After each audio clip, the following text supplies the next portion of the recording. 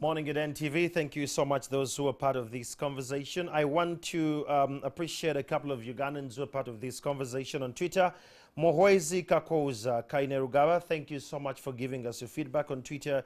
Then the future president on Twitter, thank you so much for your feedback. These conversations are still running on our digital platforms. And to those that are already following this conversation on Twitter, Semaganda Akram, Gloria A, Jay Brown, Yassine, Henry Tumukunde, thank you for following these conversations. Caroline Hinamundi, Nero Williams, and many more, thank you so much for being a part of this conversation. Now, following the restrictions made by the need of the spread of COVID-19 to stop it, there have been challenges on how to continue learning. Some improvised by sending scholastic materials in the media, others by holding classes on television. However, some consideration, the Education Ministerial has allowed universities to consider online classes. Now, to help us appreciate all this conversation, we have Fred Kasidie, a lecturer at the Victoria University, as well as Daniel Mwesigwa, the project officer from the Harvard University, on Zoom. He will be joining us here this early morning to start this conversation. Let me start with Mr. Kasidie. Mwesigwa is here. Good morning, Mwesigwa. Dan, good morning. Good to see you. Well, you're lucky you can join us via Zoom. And Mr. Kasidie here came, of course, through the rainy morning. Mr. Kasidie, to start with what you see today, there is a rumor going around that schools could be open in 2 weeks' time. Are we ready as a nation to open up our doors to our kids to go back to school? You can take well, good morning all our viewers. My name is Fred, as ably introduced by Andrew. As to whether we are ready as a nation to move the schools curricula for the next part of the year, it all depends on how we are going to address the issues around congestion in classes, because this is the only kind of way that this pandemic could become a disaster to the nation. So if we're looking at solutions, we must be able to find solutions to that issue, the issue of congestion, which I do not think we are ready across the country. There is a suggestion that we're going to start with final classes, like Senior 6, Senior 4, P7, maybe even the ones at the tertiary level that are, final year students. Could that help us in one way? Practically, that can help. Because then you have to spread out these students across the different classes that you have. Certainly then you manage congestion. But then administratively, you might then have to address the concerns relating to how do you manage your costs, considering that you have teachers supposed to handle a few students and then they're going to handle them over a spread period of time. So it's going to be quite some brainer for a number of schools to make sure that they effectively run. And recall that operational costs normally do not come down irrespective of which number of students you're working with. Well, talking to Daniel Mwesigwa, an affiliate to the Harvard University, if I should put it that way. Mwesigwa, what do you make of the online teaching? I tried to attend one of my son's classes. I could not hang in there, believe you me. The network was getty in one way or the other. And on the other side, I wasn't sure what the teacher was teaching my son. What do you make of the online teaching? Thank you very much, Chamagero. Good morning, viewers. So it's important that you start from the network. So very many institutions, about 50 of them, higher institutions of learning in Uganda, use Research Education Network of Uganda internet services. So REDU, in short, is an internet service provider for some of these institutions, but not all. Now, in many cases, the infrastructure at these institutions of learning is somewhat good. Because, these ISPs and the likes are providing high bandwidth to the universities and to the lecturers and to the administrators. However, when you look at it from the other side, I should say maybe the receiving end, then it's not consistent because we use all sorts of providers, including the cheap and expensive, and the experience therefore is not consistent. And I think that is where the greatest problem is. And following the advisory from the ministry and from the National Council of Higher Education, opening in a phased way is more rational, but it will only be better as long as the network infrastructure services are harmonized. So one of the ways that this can be worked on, specifically for universities such as UCU, Makerere, Victoria, and others, is to extend internet access to where the students are. So when you say that you're managing movements, especially on campus, or when you say that you're managing, say, administrative costs, then you have to look at way of triaging resources. So it's not uncommon to find lots of students, pockets of students in particular places, say at Chambogo University, at some garden, or in some room at Makerere because of Wi-Fi, because that's where the hotspot is. And you see, the rationale here is taking them to where they live, regardless of whether it's a hostel, whether it's a rental, whether it's a university hall, or the like. So doing that, of course, will have some cost implications. However, I think in the management of this, it's going to be very, very, very important. And that's why I feel the mandate here should not only be pushed on the universities and institutions of higher learning, but also should be pushed to the infrastructure service providers. I specifically mentioned RENU in this case, but then also other ISPs and telcos, such as the common ones, Airtels and the MTNs, can be put on board so as to also incentivize and maybe zero rate some of not only the content but the access, especially to the end user, who are the students in this regard. Once again, we'll get to you a little later, Daniel. Please hang in there. Now, Mr. Kasidia, let's look at the online studying. He says we need to stretch and triage all these services of internet around. I feel like universities doing this all by themselves are pushing the telecoms, and this is government mandate under the ICT that we can have all these.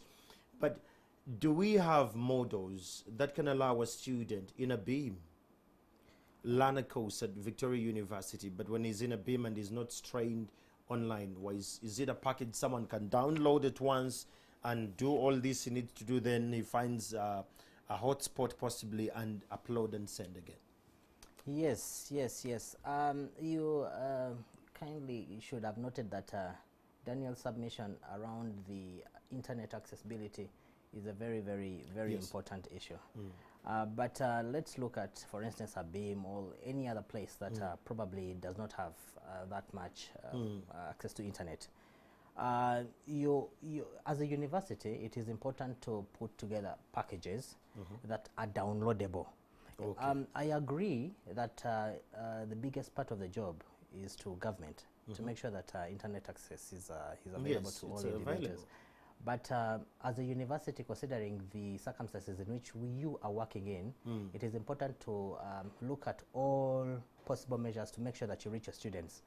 And keeping some of these materials in packages that are downloadable and giving students time to access them is one way that can enable us ensure that open and distance learning education is possible. There is a mindset shift here, both of you.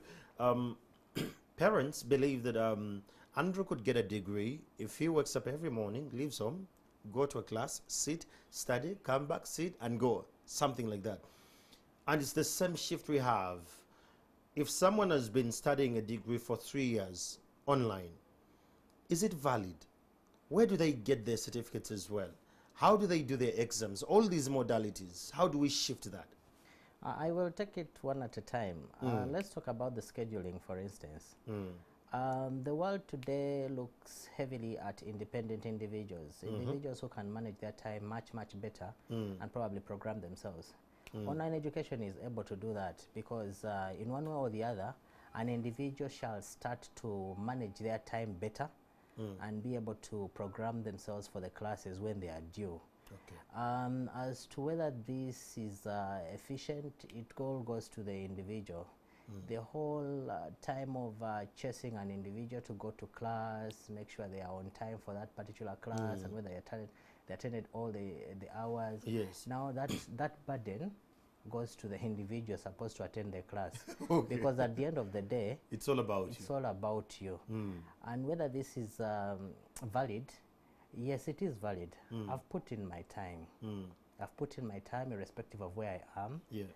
I have attended to the assignments that are given to me.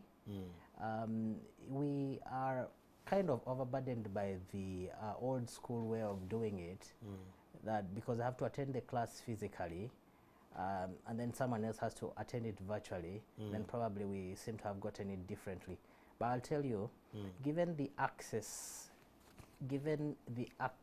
that you attending it virtually has, you will probably attend to more than even the one in class, because you have more resources to pick from. You know, your web is not a very tiny one. It is a very huge web in which you're casting, and you are able to pick much more than probably an individual in class. So we're going to give this an opportunity, because it has the capacity to get everybody involved, and the capacity to get everybody have better access to education. So as far as validity is concerned, old school will tell you no, but the new platform gives you an understanding that online education is the future. Is the way to go. Yeah. Well, do universities here, like Victoria University, do you have the capacity to conduct online classes? Yes, we do have the capacity, and just to inform all our viewers, just recently we got a visitation by the National Council for Higher Education to ascertain this, because we did put in an application, and to their satisfaction, they have given us a 12 months permit to handle online classes. Okay. Yeah. So let's look at the issue of masquerading students during exams. Because I'm virtual, I only showed up one day, possibly when you're taking my biometrics or when I'm registering physically and signing all. I've been in virtual world doing all these exams. How sure are you, rather studies, how sure are you that it's Andrew Chamagero doing these exams at the end of the day? How do we maintain that quality check? That has been part of the question as we were trying to put this system up. But we noticed that there are available technologies to enable us move over this. Okay. Face recognition technology is where you're writing your examination. Can be Okay, put so in it will place. scan you. It will scan you, and then your invigilator, wherever they are, shall be able to understand that it is you handling this exam. And in such a circumstance, the device that you're using, in case you move from the examination probably to consult on any other device, this device will eventually just shut out. So it will lock you out, and then you'll be not able to do the exam. Yeah, to do the exam. Wow, perfect. That is something the parents would be worried about. Dan Mwesigwa, you follow so much technological trends and the universities here and beyond the borders. Do you think the universities in Uganda are going to give the value for money with regards to online studies?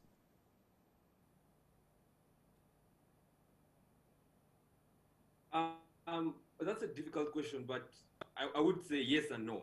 Of course, I can give you a good example of the first fully virtual university in Uganda. The Virtual University of Uganda opened its doors in 2011.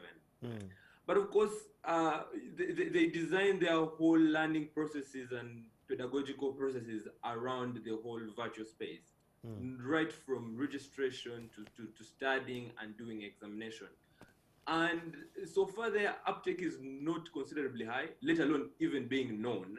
But of course, I would think that their value for money, especially considering open market rates to their rates, would be fair. But then also because of some of the difficulties, such as the infrastructure challenges, but then also from the university administration and management of exams and the like, it means that their uptake is really low. Now, for the more known public universities and the other upcoming ones in the private sector, the challenges still remain on administration of content, the exams, but then also the background work that they have to do. I'll give you from anecdotal evidence. A few weeks ago, I was following up for my graduation transcripts from one of the popular public universities in Uganda. I started in June, just sending an email, and I've been sending emails for 3 months asking them, hey guys, I actually won my transcripts. And this not only demonstrates some of the inefficiencies of the staff themselves, you know, the ability to handle some of these processes, because some of these processes are very important in, say, administration and management of exams. We cannot talk about facial recognition technologies or all sorts of surveillance technologies that you can embed on the user's device to follow up on whether they cheat or not, or whether they use you know, other personalities to do their exams, if some of the basic things are not being followed through. So again, I can digress a bit here, but I can tell you an example of the pre-entry exams at Makerere University. You know, this is something that can be done online, but because there are deep fears about, you know, examination malpractices, there are deep inconsistencies about registration. Things that can be done online are now suddenly have been brought to a standhold. And even if you can pontificate and say there is technologies and they have improved, how ready is the staff vis-a-vis the students to use this? Now, again, another example. Recently, I think Makerere again got a COVID scare, and they had to shut down the entire Senate building. Senate building is in charge of student services, right from admission to right when they leave, and of course things to do with exams and transcripts and certificates. So if this cannot be put online, then I'm afraid this may be something hard to achieve in regard to online learning and blended learning. But maybe I should add this, Chamagero. Of course, different problems bring about different solutions. Solutions, absolutely. And you can attest this, and very many other people can attest to this, that there have been evolution of, say, WhatsApp groups or Telegram groups that have been developed by learners, or that have been, you know, that are being administered by learners to share notes, to share tips, and the likes. So if this could be incorporated in the learning, of course, these are not learning management systems such as Moodle or, you know, other open source or even paid for learning systems. These are like really basic social messaging platforms such as WhatsApp that have been heavily influential, not only for sharing news on what's happening, but also coordinating some of the course codes of the course material. So they may not be fully functional, but they are kind of helpful. And also this talks about government policy, you know, things like social media tax, you know, things like incentivizing bundles and packages for students, for example. And of course, since we are having phased openings, of course, universities are going to be put on a stand spot. You know, there are clusters or there are hotspots, not only of learning, but maybe of COVID itself. So how can we use some of that tools, not only e-learning, but some of the tools such as contact tracing, you know, that that is guaranteed by some of the constitutional rights on privacy, so as not only to enable the fast moving of you know, of academic processes such as, you know, accessing online content and libraries, or even having to visit a place physically, but then also translating this to how universities, for example, if they cannot have exams online, if they can have them in a big hall, how do we use some of these apps to make sure that the biometrics are captured well, to make sure that contact tracing is done well in case there is an outbreak and they can track back, you know, stuff like that. And all of this is technological. This, to quote Chinua cannot be done in one day. You cannot fatten a goat on a market day. But, you know, fair enough. I don't want to be very harsh and very critical. I know some of these things have been happening for the last 10 years, you know. For the last 10 years, very many universities have been doing things in this regard. But right now is the opportunity for full commitment and also being open-minded. Well, thank you so much. That is Dan Mwesigu. I think he makes this much more clear here, that we need commitment as citizens to move, to shift the mind. Personally, I'm doing my master's in Amity University. That is in India, but I'm in Uganda. But my schedules and how it runs and how I deal with my lecturers and tutors, it depends on the time set. we agreed with them. Now, going forward, Mr. Kasirye, is this something we can keep going around with, or can we use COVID-19 to just galvanize the e-learning? And if we're going to do that, what do we need to do as citizens that can actually plug in our children as well? We need to take priorities. Actually, COVID-19 for me is an excuse. I really think this is a decision we should have taken very many years ago if we wanted to have some bit of blown out inclusion of learners in this country. Our literacy is rather high, and when it goes to the university level, you find very few people actually attaining higher education. So I really think we need to up our game as soon as possible, and then as citizens we need to pick it up. Let us look at the practical ways of ensuring that learning continues. We can choose to deny the fact that times have moved, but then we will have the effect of that decision many years after. Later, yes. And I would kind of want to ask every individual out there ready to pursue education, because I am certain many university students have chosen to wait for the time when COVID-19 is history, and then probably they resume school. But this will mean lost time and lost opportunity. Oh, yeah. We need to dive in and establish what it is that we need to do to continue our learning, and online education is such an opportunity. Well, let me just put this to you. Do you think we need to change our education system as Uganda, as a nation? Because some countries have shifted gears, but our education seems to be in the same colonial way or pre-colonial times. Do we need to shift this? Yes, there's been some work done around that, and the National Curriculum Development Center has done some work.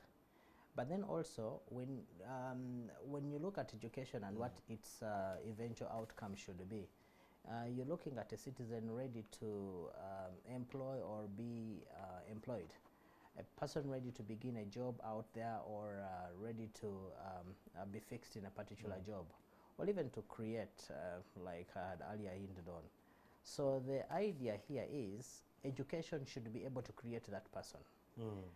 And in my view, if we are going to think about education the way we used to think about it many years ago, you have to excel in your classes, but you're not going to be very particular with regards to how you use that education, then we will have lost the point. So basically, there is supposed to be a bit of overhaul in this. There's supposed to be a bit of critical thinking on where this education is taking us, and whether it's answering the questions of the day. Institutions out there that employ persons after school should not be investing so much in trying to tool them. Yeah. These individuals should be good as plug and play. Yeah. Wow. Thank you so much. Daniel Mwesigu, I'm going to engage you about this. It's the same conversation we're having here about the education system. You and I know that if a Ugandan went in the UK and applied to do any other course, let me say like radiography or become a nurse, and once they apply, they will never go through the council. And the UK has always given reasons, according to the latest researches, that it's about our education system. Our education does not equip us with enough skill set and tools that can plug in so easily into their system. So that means a Ugandan will have to first enroll into what they call an access course that can, you know, introduce them to the new world, and they can possibly be in position to now, after this course, upgrade to the course they want. Do you think, from your perspective, we need an overhaul change of our education system as a nation? Well, I do not necessarily think we need to absolutely destroy everything and begin from the ground up. And in any case, all countries in the world complain of their education system. Now, for some courses, definitely, there is an importance, or there is an urgent call for change. Now, for the others, not so bad. Of course, for the more practical, hands-on, I feel like either we need to prioritize some of the technical and vocational policies. I think Kenya has been very deliberate in this, True. and they have a specific clause that prioritizes technical and vocational skills. Rwanda as well. So if we could prioritize that and destigmatize going to vocational and technical institutions of learning earlier, say from senior 4 or from senior 6 or and advanced level respectively. I think that would be important. But of course, again, I think the inconsistencies across countries and boundaries are not only unique to Uganda. I think it's a problem that is unique to emerging countries, especially in sub-Saharan Africa, where the level of education hasn't been adapting to the tides and changes of time. For me, I feel the adaptation is the most important. Okay. I'll give you an example. For Makerere's Bachelor's of Law program, or even UCU's law program at undergraduate, are respected all over the world.